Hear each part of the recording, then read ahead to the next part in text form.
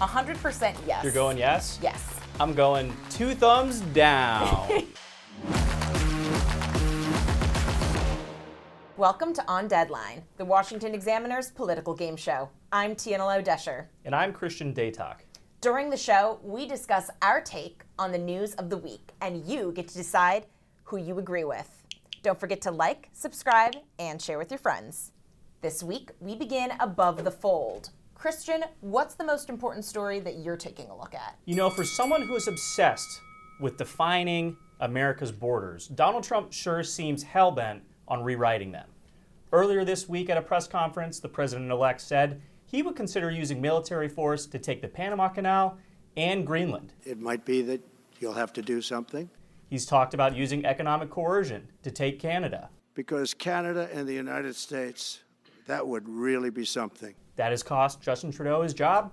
And let's not forget how he's floated a full-on invasion of Mexico to take on the drug cartels. It's now time for America to wage war on the cartels. During his first term in office, Trump's foreign policy was simple: end America's forever wars and make our allies bump up their defense commitments so that we, the United States, no longer had to play world police.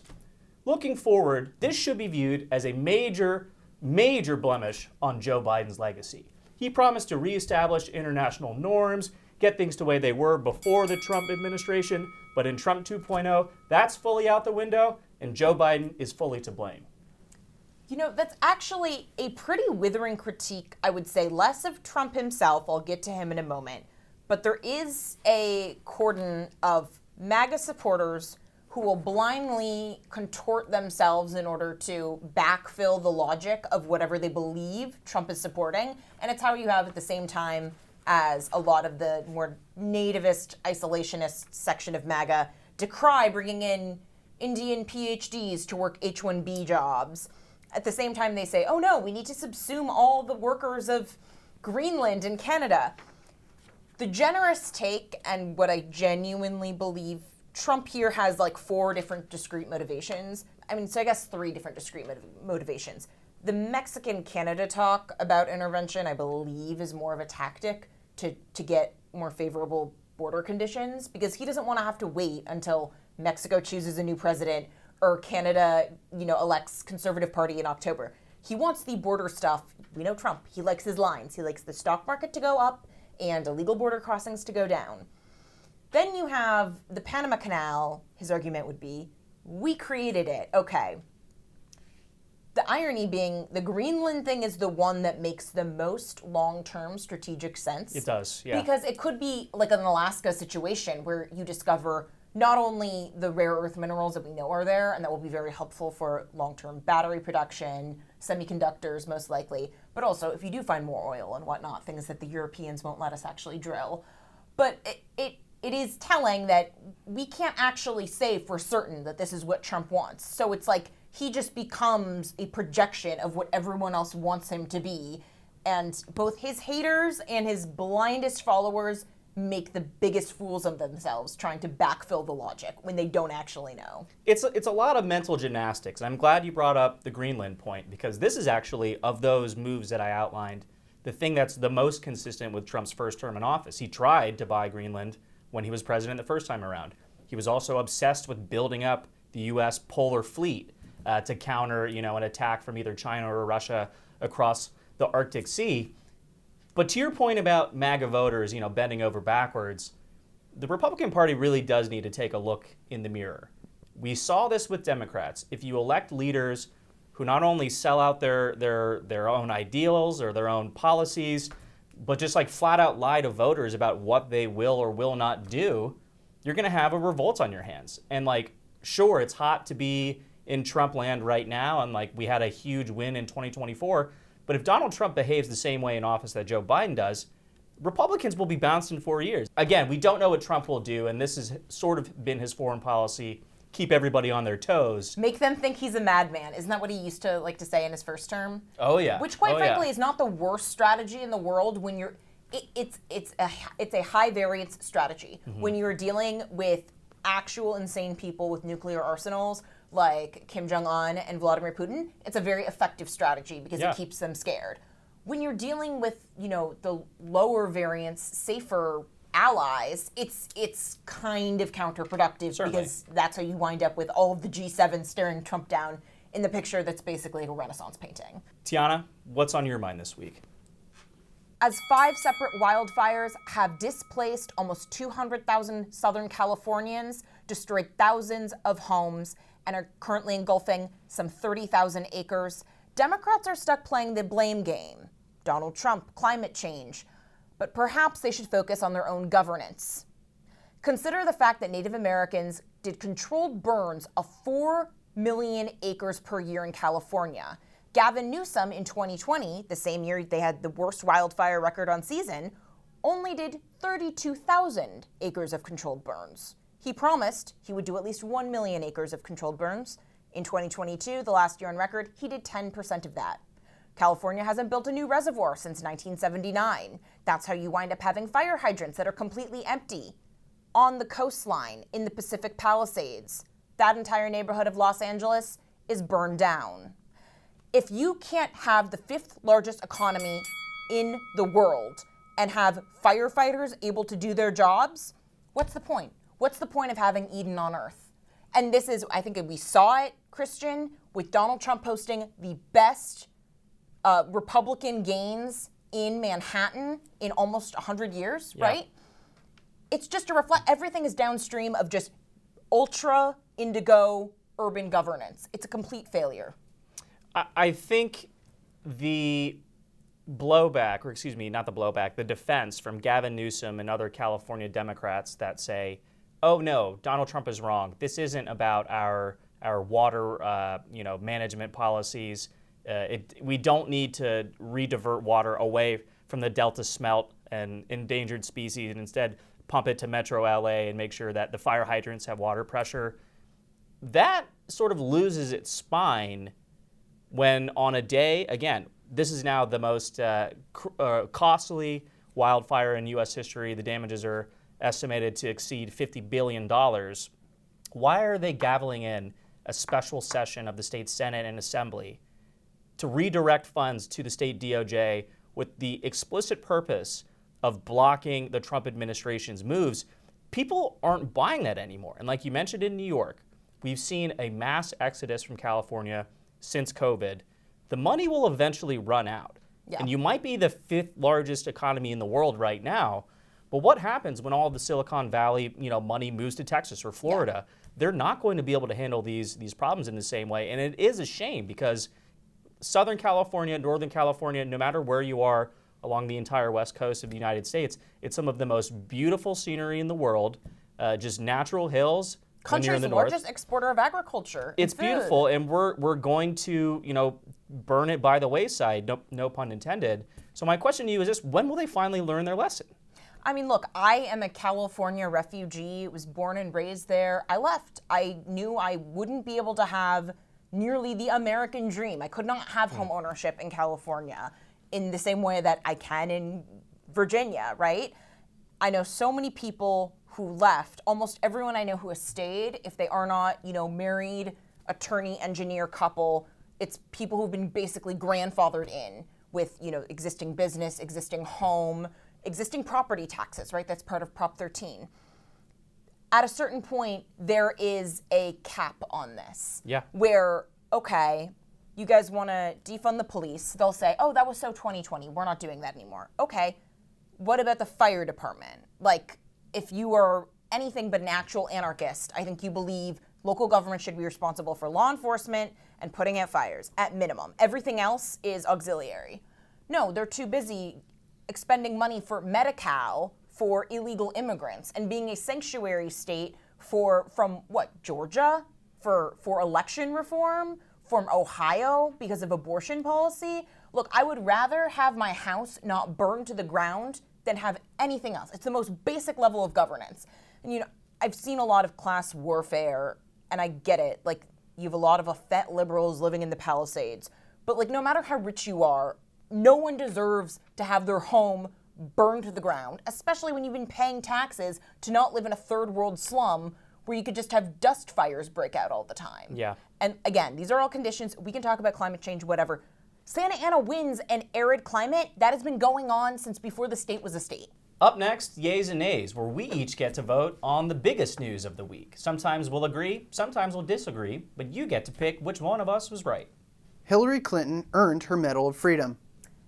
100% yes. You're going yes? Yes. I'm going 2 thumbs down. Why don't you take this one first?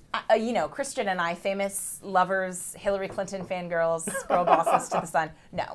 Hillary Clinton did not earn her Presidential Medal of Freedom because she did anything that earns it. But then again, most of the people up there didn't, right? She earned it because she stuck with Joe Biden until the very end. Let's rewind back 6 months to, or I guess it's 7 at this point, when Joe Biden implodes at the debate stage against Donald Trump. The only person, or the only 2 people in that upper echelon of, the Democratic kingmakers, Bill and Hillary, were still doing calls, not just in public saying, we stand by Joe Biden, like all the good automatrons do. They were privately begging the donors, do not give up on him. Mm-hmm. And I think it's because Hillary didn't want to have Kamala Harris become the first female president. I don't think she can handle saying that. But, it's also I don't know, there's probably a lack of personal animus over the fact that Biden bowed out really quickly in 2015 when Obama begged him not to run against her. And so she probably felt some sort of loyalty. So for that, Hillary won the award in the only court that actually matters. You see, we disagreed on the question, but I actually agree with your rationale. But let me ask you this. What do you get the Presidential Medal of Freedom for? It's for outstanding service, be it cultural, scientific, academic, humanitarian, athletic even, service to the United States of America.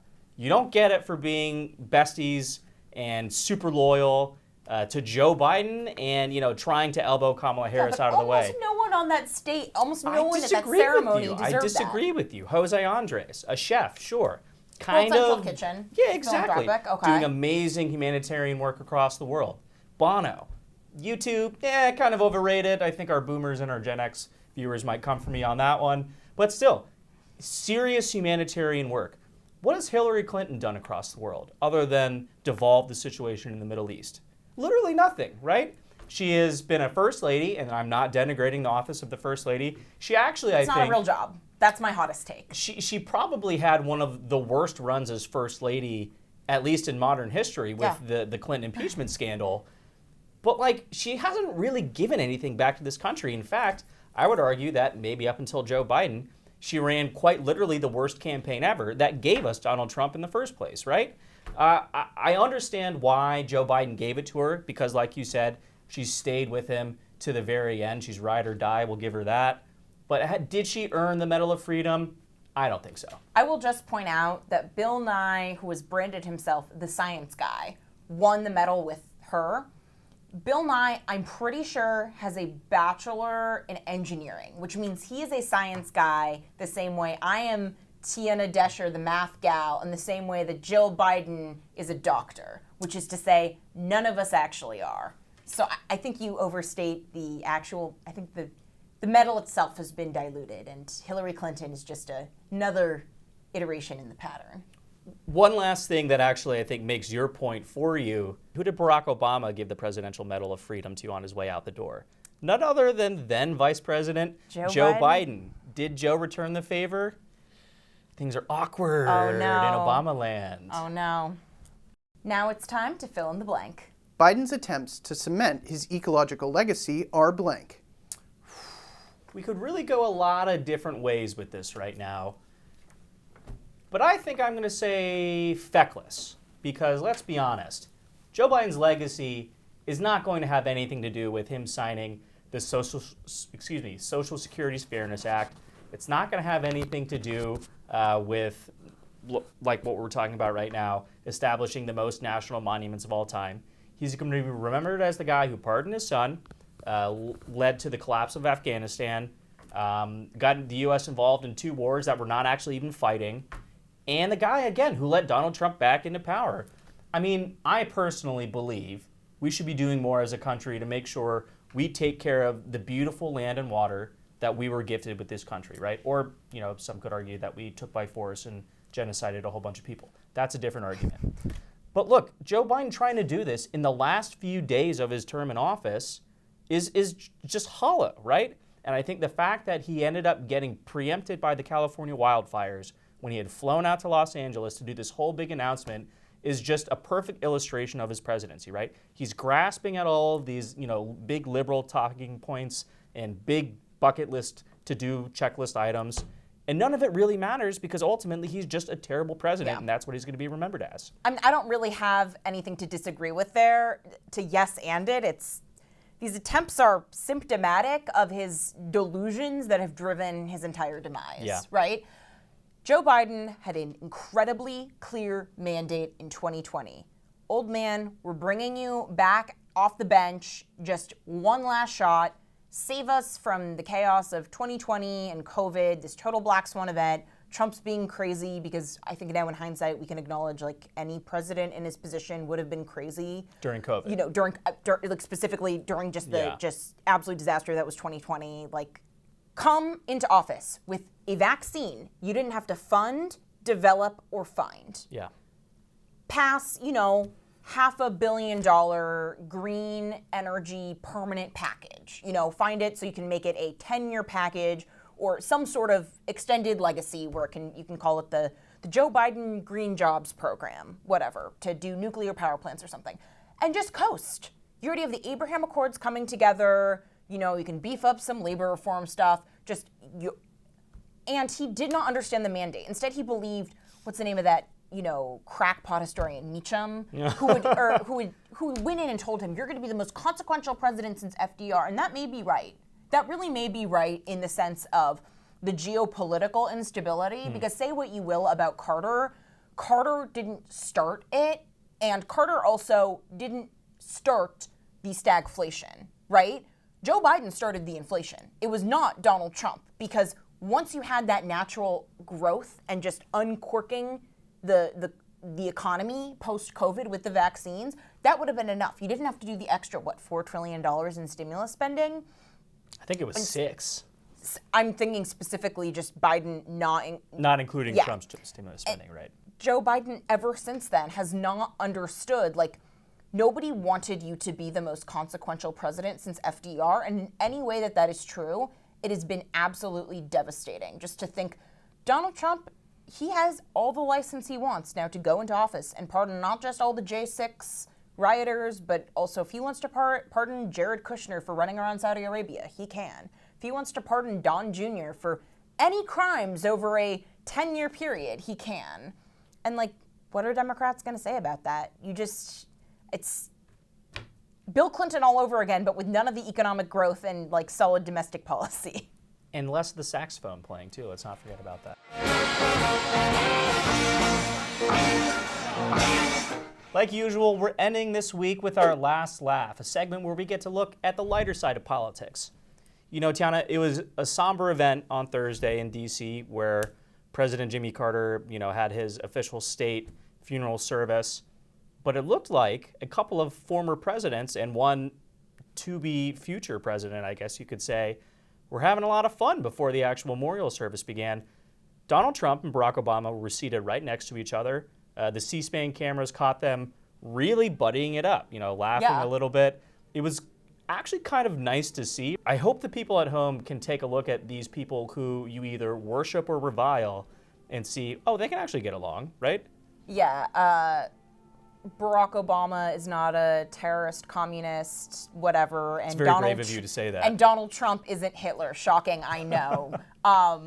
If I live to be 100 years old like Jimmy Carter, all y'all better be finding the humor in my life and laughing it up and enjoying just celebrating my legacy and most importantly making fun of each other at my funeral. Yeah. But I think Trump and Obama, they were having more fun than anyone else there. It's Obama is now no, with the Democratic Party, not my monkeys, not my circus. And Donald Trump's back in charge. And why would he have to care? He could just go back to Martha's Vineyard and focus on being the same sort of Hollywood celebrity that Donald Trump was before he entered office. Yeah. I do think one person might have been having a little bit more fun, and that was George W. Bush, who, again, we got caught on camera giving Obama a little bit of a love tap. He bent over with his program at one point in time and whacked Dan Quayle in the head. His dad's VP, which is kind of Yeah. crazy to think that they're like basically the same age, right? Yeah, it's weird. But like, I guess, is he like America's most popular Nepo baby at this point? Ooh, I think he is. And talk about somebody who's really had their image rehashed the most Yeah. after leaving office. Because again,